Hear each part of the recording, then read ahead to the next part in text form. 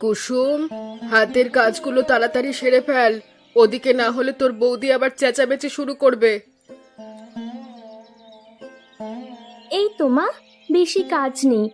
রান্নাঘরটা ঝাড়ু দিলেই সমস্ত কাজ মোটামুটি শেষ হয়ে যাবে। কুসুম, দিন দিন তোমার এই অধঃপতন হচ্ছে কেন? রান্না করেছো এটা? কোনো পদে কি এটা রান্না হয়েছে? মুখেই তো দেয়া যাচ্ছে না।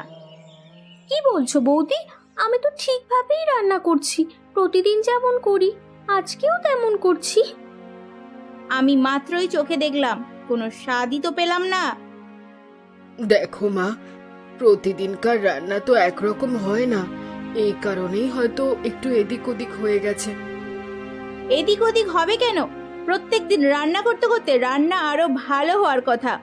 ইচ্ছে করে আপনার মেয়ে এমন করছে, আমি কি বুঝি না ভেবেছেন? হ্যাঁ, ছি বৌদি, আমি ইচ্ছা করে এমন কাজ কেন করব? বাড়ির সবাইকেই তো খেতে হবে, তাই না? বাড়ির সবার কথা তোমার মাথায় যদি থাকতো তাহলে রান্না এত খারাপ করতে না। বিয়ের বয়স হয়ে গেছে, এখনো ঘরে বসিয়ে খাওয়াচ্ছে, লজ্জাও করে না। এর মধ্যে আবার বিয়ের কথা এলো কোত্থেকে? কাজকর্মে এমন ফাঁকিবাজ করলে সব কথাই আসবে।